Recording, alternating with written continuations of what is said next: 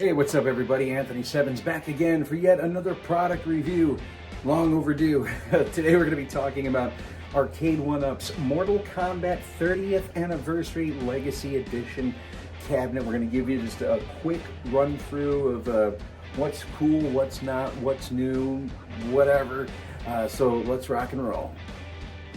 So by this point in time, Arcade1Up has done the whole Mortal Kombat thing a dozen times over. As far as, you know, the first generation Mortal Kombat cab had 3 games on it: Mortal Kombat 1, 2, and 3 Ultimate.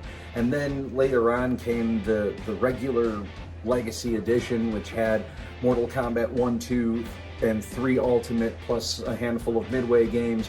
Then they also came out with like some special edition MK3 style cabinet. And now, you know, years later, here we are. Oh, let's not mention there was a cocktail cabinet and a couple of different countercades that they made. So, you know, Mortal Kombat, they've done it time and time again. This time, they're giving us a different design, a different type of cabinet. They're giving us more Mortal Kombat games, as far as this machine has Mortal Kombat 1, 2, 3, and 3 Ultimate as well. So you got 4 Mortal Kombat games and a handful of other Midway titles, such as like Tubin, Root Beer Tapper, Klax, Rampage, Joust, Defender, so on and so forth. But let's kind of talk about, I guess we'll go over the body of this real quick. So starting with, you know, it coming with a custom riser, I think this is absolutely fantastic. You know, it's got the Mortal Kombat, and on the side it's got the logo with the dragons. The one thing I really love about this, if you look really close at the symbol down there, the Mortal Kombat symbol is backwards, which is actually how the original Mortal Kombat game was. So when it came to the logo, that is correct. As far as the side art is concerned, you have the very classic MK1 arcade dragon on the side, minus right here would normally say Midway, right here would normally say Midway, and then Johnny Cage would be on the side. But the actor who played Johnny Cage, Daniel Pesina, had a falling out with Mortal Kombat and with Midway and so on and so forth right after Mortal Kombat 2, and did not allow the company to use his image anymore when it came to promoting the game, although it's too late to remove him from the game itself. As far as the logos right underneath the control panel, just like I was mentioning, these 2 dragons are actually facing the wrong way. They should be facing backwards, just like in the Mortal Kombat logo in and of itself. However, you know, for aesthetic purposes, I understand why they did it, so on and so forth. This comes with a molded faux coin door, which I think is a lovely touch and far less tacky than the original Gen 1 version with the 3 titles of games on there. So I think, you know, overall they did very well with the artwork of the cabinet. Now the great thing is, for those of you who are missing out on the Johnny Cage, there's a couple different options that you have. There's actually one company that sells the entire side art that you can replace right over that, or there's another company, which I actually have on order right now, that specifically just makes the Johnny Cage sticker as well as the 2 Midway logos that belong on there. You can order those separate without having to pay hundreds of dollars to get a whole new solid piece of artwork. So it depends on how authentic you want it to be. Like for me, I just want it to look like, have the look and vibe of the original. It doesn't have to be bolt for bolt, you know, dead on, spot on, authentic, but that's just my own personal preference. As far as the light up marquee on this thing, time and time again it's been said, and I will agree with everybody, that this by far is the absolute best light up marquee that Arcade1Up has ever had to offer. There's no light leakage, everything is very well balanced, and even in the dark it looks phenomenal. Let's take a look at that. So here we go, in the dark. Look at that. That is a beautiful marquee, and as you can see, it's right up there with other stuff. That's my Wallcade Miss Pac-Man, but this is a absolutely stunning light up marquee. Good stuff, great job, and again, accurate with the symbol turned backwards and the Midway logo. Now let's take a look at our little joystick control panel here. So everything pretty much, it's spot on retro when it comes to, yes, it looks like the original Mortal Kombat 1 arcade machine, although there's slight few differences. For example, these two block buttons, they should not be yellow, they should be white. Same thing with the start buttons. Now, that's, bits and pieces, folks. It depends on your own personal preference, like I was saying before. Now, for me, I don't think that I want to take all this shit apart just for a couple of white buttons because, at the same time, who cares? I mean, what are other people going to look at it and be like, oh my God, that's so authentic. You're so cool because you have white buttons. Like, I don't care about all that shit. Half the time I'm playing by myself anyways. The people that I am playing against online, they're not seeing my control panel, so who cares, right? But as far as the details and stuff, it looks very good. Now, when you're talking about the original Mortal Kombat arcade game, yeah, it didn't have the run buttons. The problem with that, having the run buttons, is that this middle logo here is all askewed. If you take a look from, one side to the other, compared to this side, it's actually a little off. So if you have OCD like I do, and seeing that Mortal Kombat logo just veered off the beaten path there and not centered much, if I stare at it and give it the time of day, it could drive me a little nuts. But unfortunately, with those run buttons, there's not much you can do with it. As far as the joysticks goes, what I really love about these sticks is it really appears that they put in a tighter retention spring in these. Like with the original Mortal Kombat, their Gen 1s that had like a 2-pound spring. These actually feel more like 4-pound springs, which is what I upgraded my Gen 1 to in the first place.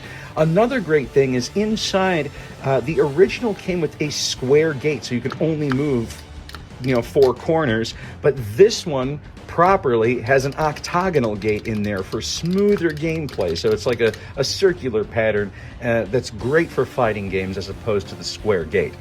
So as far as these controls, they did really, really, really well. All the buttons are your typical Arcade1Up buttons. Now, going to the on-off, very easy stuff. On-off. Volume control, you'll hear it click. The louder it gets and the softer it gets, so on and so forth. So it's a very nice feature. Everything works very smooth and easy. And then we also have the inclusion of a live button, which definitely was not on the Gen 1 cabinet. The live button enables you to log in, keep track of your stats, and play against other people from all around the world, and it's done with ease. So if I hit the live button, I can select leave this game, then it'll take me right back. Yes, I want to leave, and it'll bring me to the main menu. Let's take a look at this main menu. You got Mortal Kombat 2, 3, Ultimate, and all these other little games they have here.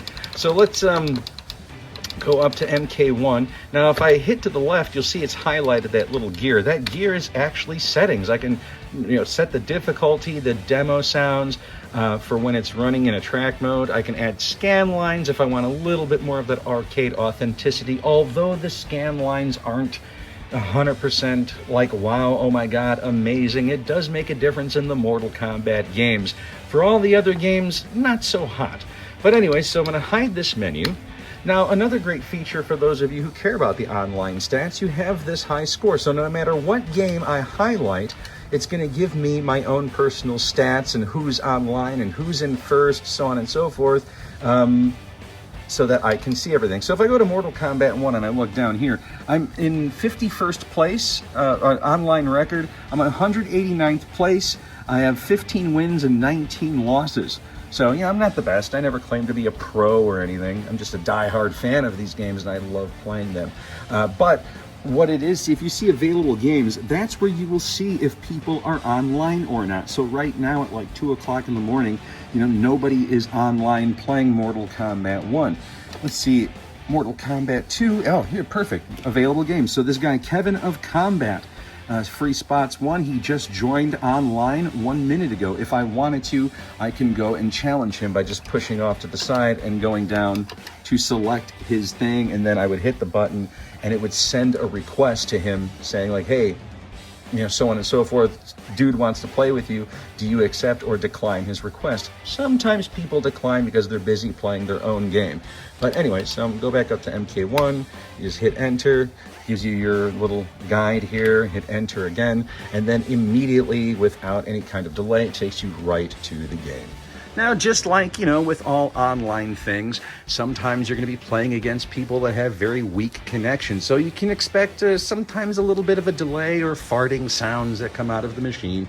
But, that's just, one person's Wi-Fi is working great. The other person in Thailand, his Wi-Fi might not be working great. So it's something to be expected. Now, let's talk about this monitor here. I think I'm going to just make the same complaint that everybody else makes. Now, if I'm on the player one side looking dead at the screen, it looks great. It looks fantastic. It even has the scan lines going on, as you can see, right? Now, let me pull it away. And now I'm going to veer off as a spectator. If I want to go to the left side of the cabinet, as you can see, everything still looks fantastic and you can still see everything great.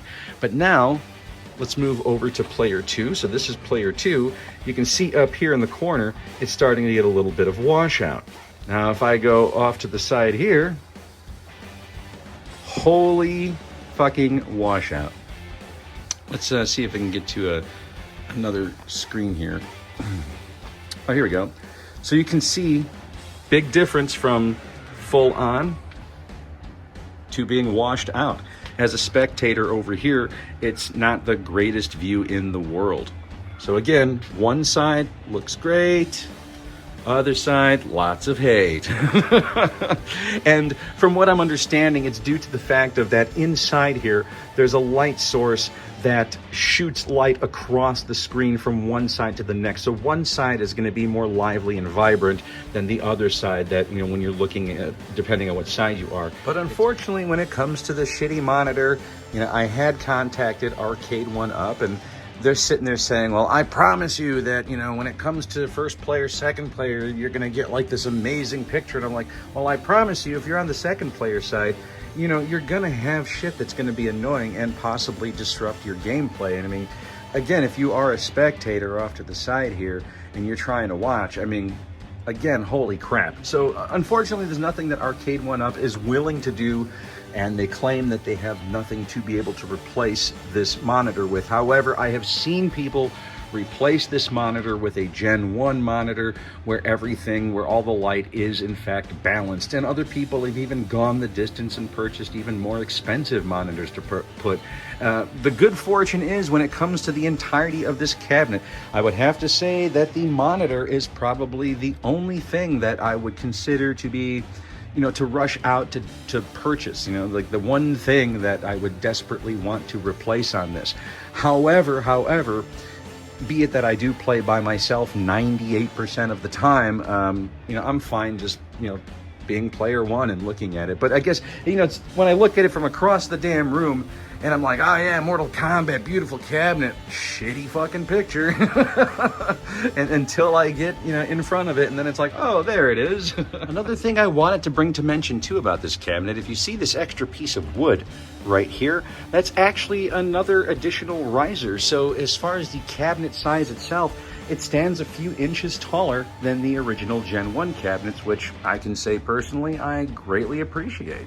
So all in all, when it comes to the Mortal Kombat 30th Anniversary Legacy machine, I mean, you're looking at, it is a $500 retail price.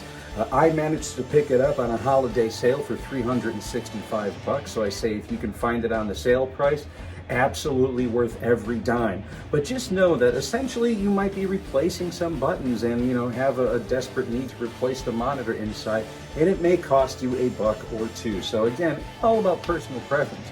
But all in all, I think it's a fantastic cabinet, 1000% worth the buy if in fact you are a die-hard Mortal Kombat fan like me and you want to just have the origins of your collections. I used to be able to go on Xbox and have arcade perfect versions of MK1, 2, and 3, but they weren't on an arcade machine. And now Xbox doesn't sell those games anymore. So if I want the original MK1, 2, 3, and 3 Ultimate, I have to get this machine.